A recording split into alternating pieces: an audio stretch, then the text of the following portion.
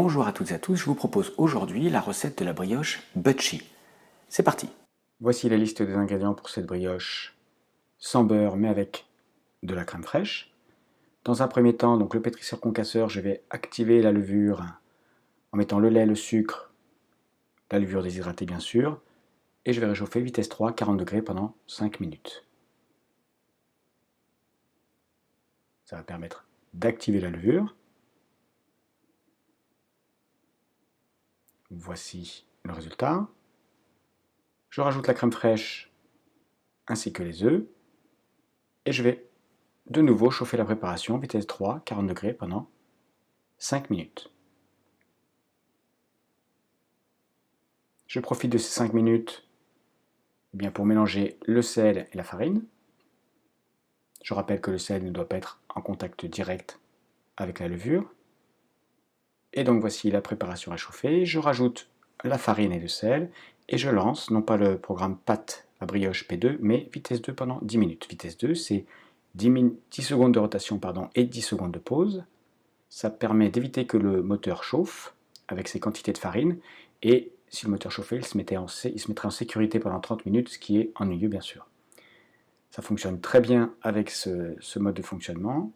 Voici le résultat du pétrissage. On voit que la pâte est assez lourde et collante. Je retire le couteau et je vais ramener la pâte vers le centre pour faciliter la pousse. Donc voilà, on constate effectivement que cette pâte est collante, ce qui est courant avec les pâtes à brioche, et en particulier avec cette brioche dite Butchie. Donc voici avant la pousse.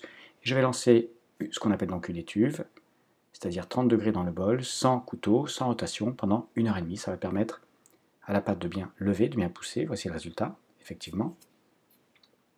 Et maintenant, il va falloir la déguiser et la travailler. Pour cela, je fleure mon plan de travail et je vais renverser la pâte sur ce plan de travail fariné. Donc j'ai accéléré, on se rend compte encore une fois que la pâte est collante et relativement liquide. Ce ne sera pas un problème pour la travailler. En suivant les quelques principes, elle s'accroche au bol, mais voilà. Et donc maintenant, j'ai une corne, et les quelques principes, c'est de ne pas manipuler la pâte avec les mains, d'être assez rapide, et voilà, ça fonctionne très bien avec cette corne. Le principe est de mettre de la farine sur toutes les faces de ce pâton, de cette pâte. Et une règle importante, bien sûr, je l'ai déjà dit, de ne pas laisser de pâte sur le plan de travail, auquel cas le pâton s'accrocherait à nouveau. Donc voilà, ça y est. Donc voilà, je retire la pâte. Je n'hésite pas à refleurer mon plan de travail. Et je vais continuer à tourner. Je peux commencer à manipuler déjà le pâton.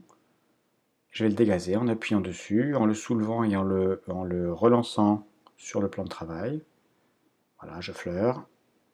Un petit peu de pâte sur les doigts que je retire. Et je plie, je replie, j'appuie. Je le soulève. Et je le lance tranquillement sur le plan de travail. Voilà. Donc cette pâte, comme toutes les pâtes à brioche, est souple, forcément un peu collante.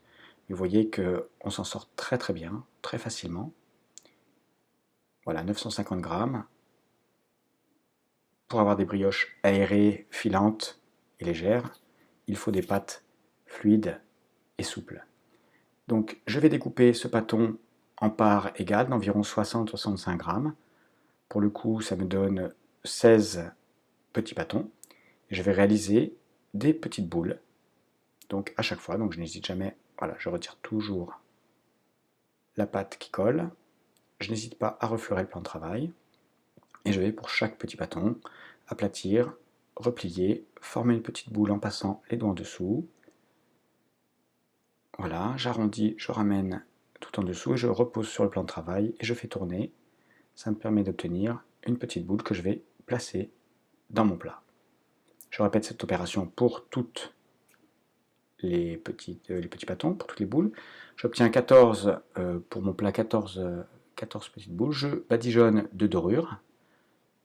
afin que la brioche ne sèche pas. Et je vais, voilà, laisser pousser pendant encore 30 minutes, pendant que le four préchauffe à 150 degrés. Après ces 30 minutes, voici le résultat, ça a bien gonflé. Je vais de nouveau badigeonner avec la dorure qui reste, mettre un petit peu de sucre grain. Voilà, j'avais 2 petites parts individuelles, c'est très sympa aussi sur ce type de brioche. Le sucre grain est prêt à enfourner pendant 25 minutes à 150 degrés dans un four chaud. Voilà la montée de la brioche. Et le résultat, une brioche moelleuse, légère, vraiment délicieuse.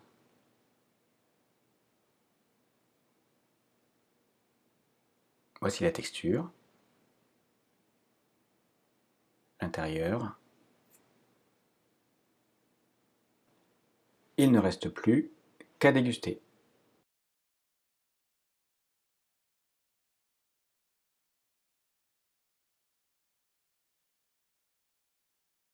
Voilà, cette recette est terminée, j'espère qu'elle vous a plu. Vous pouvez retrouver toutes les recettes sur le site recettescompagnon.fr.